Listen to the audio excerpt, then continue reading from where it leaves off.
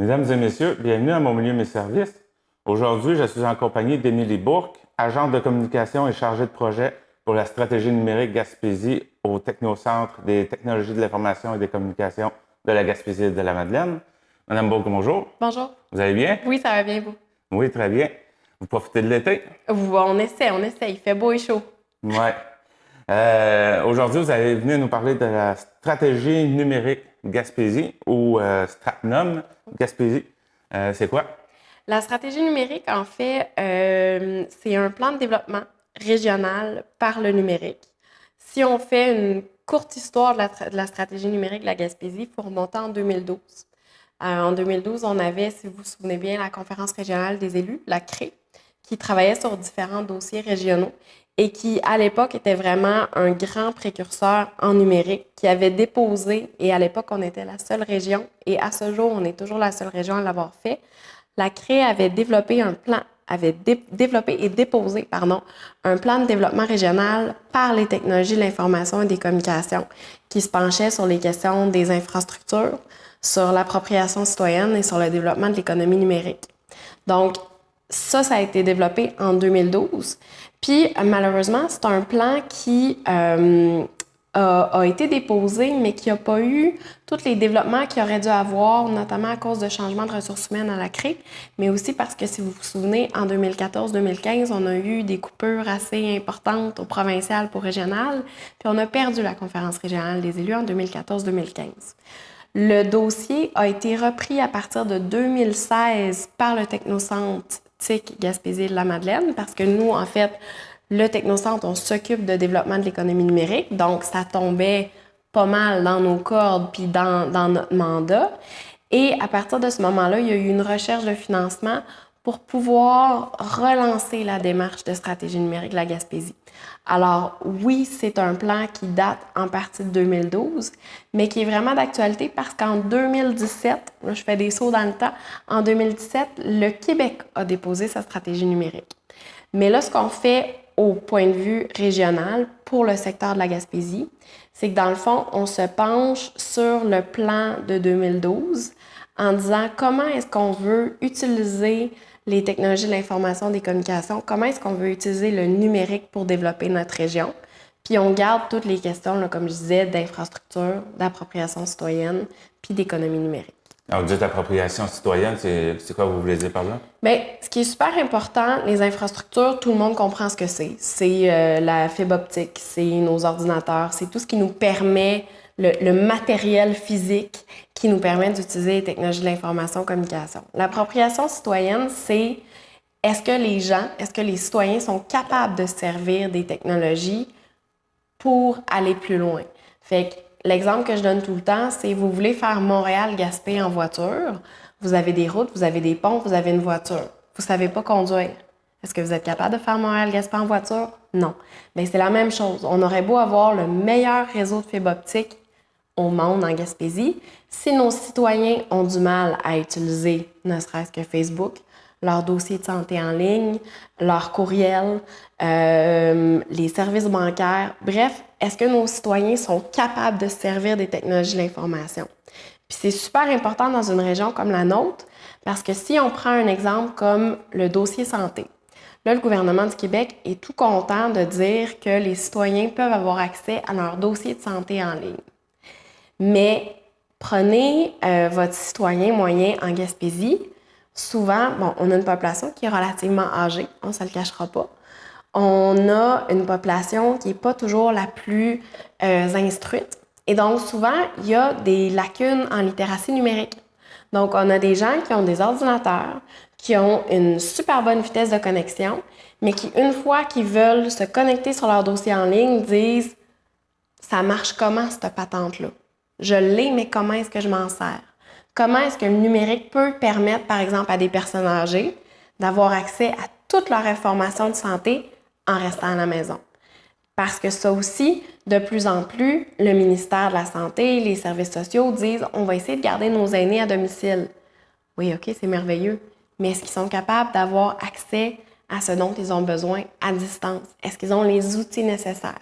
Fait que pour nous, l'appropriation citoyenne passe d'abord et avant tout par un certain niveau de compétences, de connaissances, de littératie numérique. Puis là, on parle des citoyens. J'imagine que ça s'adresse aussi aux entreprises. Oui, mais ça, c'est certain que nous, il y a tout le volet de développement économie numérique qui est super important pour nous.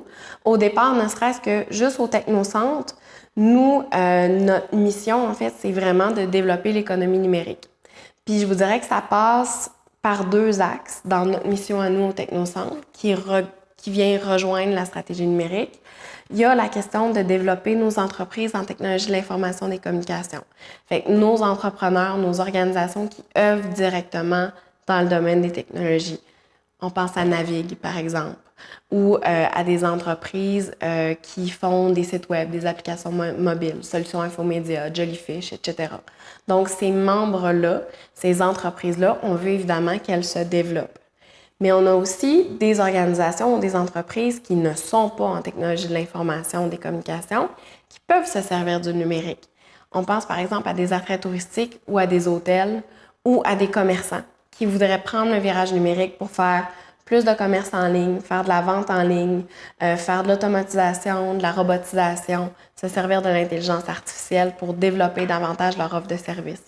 Fait que nous, c'est directement dans le mandat du Technocentre, mais ça rentre aussi entièrement dans l'axe de l'économie numérique, de la stratégie numérique. Donc, pour aider tout ce monde-là, les citoyens et les entreprises, c'est comment que ça se présente, cette aide-là? Bien, nous, comme tel, dans le cadre de la stratégie numérique, là, ce qu'on veut faire, c'est adopter une approche de problème, cause, solution. C'est-à-dire que là, pour l'instant, la stratégie numérique, comme je vous dis, on est parti d'un document de 2012 qui, évidemment, a besoin d'être actualisé, bonifié. Et l'objectif, c'est de faire de ce plan-là une véritable stratégie de développement régional. On ne veut pas le faire derrière des portes closes, on ne veut pas le faire dans nos bureaux Technocentre, on veut que ça se fasse avec nos citoyens, avec nos entreprises. Puis, en fait, c'est pour ça qu'à partir de l'automne, on va lancer des consultations avec vraiment une approche. Quels sont nos problèmes? Quelles sont les causes de ces problèmes-là et comment est-ce qu'on peut trouver des solutions? Un exemple que je donne souvent, c'est par exemple, il y a certains endroits en Gaspésie où on a des trous de service cellulaires. C'est un problème. Dans la route de Murdoch, par exemple, si vous faites le parc de la Gaspésie, c'est la même chose. Il y a des endroits où vous tombez en panne, il vous arrive un accident, vous faites un face-à-face avec un orignal, il n'y en a pas de service cellulaire. Ça, c'est un problème. Les causes, bien évidemment, c'est qu'on n'a pas une grosse densité de population. Qu'est-ce qu'on peut trouver comme solution? Est-ce qu'il y a moyen de trouver des programmes fédéraux, des programmes provinciaux qui nous permettraient de venir poser des antennes relais, des satellites, etc., qui nous permettraient de régler ces problèmes-là? Et ça, on veut le faire dans chacun des axes. Fait qu'en appropriation citoyenne, si on se rend compte que, par exemple, on a énormément de personnes âgées à domicile qui sont prêtes à utiliser les services en ligne, mais qui ne savent pas comment, bien là, une solution, ça pourrait être, on développe un programme de compétences, de développement de compétences. On fait ça en partenariat avec les commissions scolaires, avec le cégep, avec les établissements d'enseignement, puis on dit, bon, parfait, on offre des cours pour la population générale de voici votre dossier de santé en ligne, maintenant, comment est-ce que vous y avez accès? Voici comment fonctionne votre dossier bancaire en ligne, comment on peut s'en servir. Donc, notre objectif, c'est d'aller chercher les besoins réels de la population, de nos entreprises, de nos citoyens, puis ensuite de développer des projets, puis de développer un plan de développement régional qui permette vraiment d'utiliser le numérique pour répondre à des besoins réels. On ne veut pas se créer des problèmes, s'inventer des solutions à des problèmes qu'on n'a pas. On veut vraiment entendre ce que les gens ont à dire sur comment le numérique peut permettre de développer la région et de régler certains problèmes qu'on a ici en Gaspésie. Donc, cette consultation-là qui va commencer à l'automne s'adresse à tout le monde. Oui, absolument. Donc, nous, c'est certain que ce qu'on cherche comme intervenants dans nos consultations, c'est, oui, des entrepreneurs, parce que eux, ils travaillent soit en numérique ou ils vivent des défis par rapport au numérique. Donc, pour nous, ça, c'est important. Mais le citoyen qui est à la retraite, pour nous, c'est important. On en a beaucoup, des gens à la retraite en Gaspésie.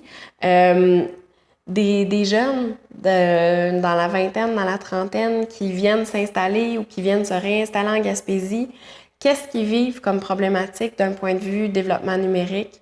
On a vraiment besoin d'un éventail de gens qui vivent différentes choses, qui vont pouvoir nous guider vers les bonnes solutions, puis qui vont nous permettre de s'assurer que, comme je vous dis, ce qu'on développe répond à un besoin réel. Fait que oui, c'est important qu'on ait à table des SADC, des MRC, des villes, des élus, mais c'est important qu'on ait le pêcheur de Sainte-Thérèse, la maman de Grande-Vallée, le grand-papa de Carleton-sur-Mer, ces gens-là qui sont les Gaspésiens, les Gaspésiennes sur le terrain, on a besoin de savoir ce qu'ils vivent pour répondre à leurs besoins pour vrai. Puis, dans le développement de ça, est-ce que vous avez, comme là, il y a les consultations au mois de novembre, après ça, comment ça va se passer? Bien, le plan de match initial, c'était de faire une présentation. Ça a déjà été fait. On a fait une tournée de présentation régionale fin mai, début juin. On a fait une présentation dans chacune des MRC pour justement expliquer aux gens c'était quoi la stratégie numérique, qu'est-ce que ça mangeait en hiver, où est-ce qu'on s'en allait avec notre BESIC. Fait que ça, c'est fait. À partir de septembre-octobre, là, ce qu'on veut faire, c'est dans chacune des MRC. Donc, on va se promener partout en Gaspésie, c'est faire des consultations sur les 3 axes. Donc, infrastructure, appropriation citoyenne, économie numérique. Puis, on veut se promener sur l'ensemble du territoire de la Gaspésie. Donc, ça veut dire qu'on va aller dans chacune des MRC à partir de septembre. Ça va se faire tout l'automne, une partie de l'hiver. Et là, ce qui est génial, c'est qu'on a une plateforme web qui va nous permettre, toutes les discussions qui vont avoir lieu à Grande-Rivière vont se retrouver sur un site web qui fait que les gens qui sont à Sainte-Anne-des-Monts vont pouvoir avoir accès aux discussions de Grande-Rivière. Ce qui fait donc que peu importe où on est sur le territoire, on peut voir ce qui se discute ailleurs, on peut voir les problèmes des autres, puis on peut ensemble trouver des solutions qui pourraient être adaptables à Carleton, à Gaspé, à Murdoch, à Grande-Vallée. Donc, on travaille vraiment à briser nos frontières de MRC là, pour idéalement avoir des solutions. C'est sûr qu'il y a des endroits où on ne pourra pas prendre une solution puis l'appliquer à tout le monde. Parce qu'il y a des particularités locales, mais il y a certains endroits, là, comme je disais, la question des ondes cellulaires, bien, peut-être que si on trouve une solution géniale pour la route de Murdoch, elle peut être implantée pour le parc de la Gaspésie. Donc, les consultations vont se faire vraiment tout l'automne, tout l'hiver. Et après ça, moi, je me laisse l'été 2019 pour prendre toute cette information-là et essayer de voir qu'est-ce qui ressort. Comment est-ce qu'on peut développer une nouvelle stratégie numérique qui permettrait un développement régional par le numérique. Et ça va se faire à l'été 2019 pour finalement venir présenter les résultats des consultations à l'automne 2019 et présenter une stratégie numérique actualisée en décembre 2019.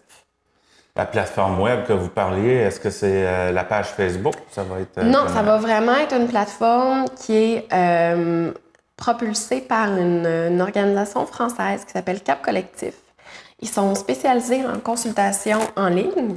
Puis, c'est sûr que pour l'instant, là, en attendant d'avoir une vraie plateforme, on a opté pour un groupe Facebook qui est Stratnum Gaspésie. Donc, si vous voulez être à l'affût des dernières nouvelles, avoir accès à la présentation, tout ça, toute l'information qu'on a donnée jusqu'à aujourd'hui est disponible sur la page Facebook, sur le groupe, pardon.